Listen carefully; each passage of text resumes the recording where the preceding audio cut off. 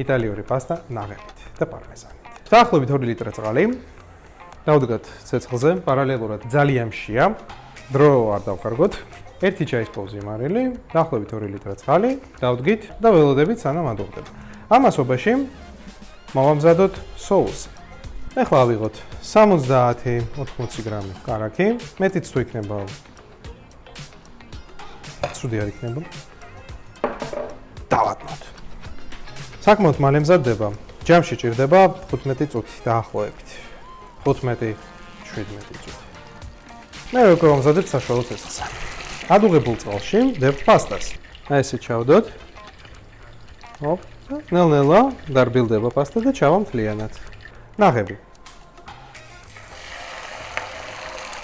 350 მილილიტრი 33%-იანი ნაღები.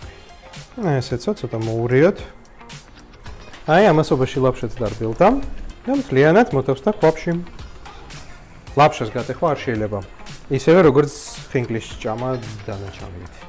როგორც გიოდნავ წამოდუღდა ნაღები.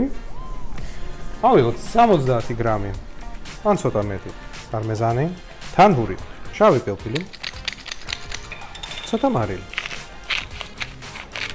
პასტა იხარშებოდა 10 წუთი.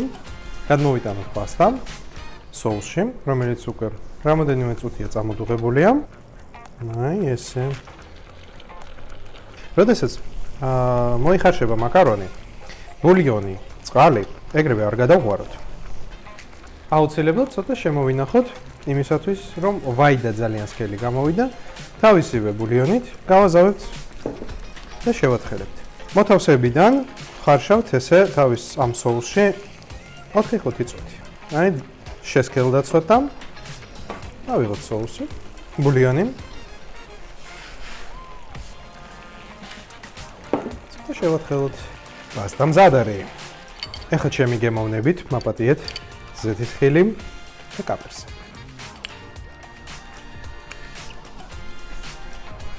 რა თქმა უნდა, კიდე პარმეზანი.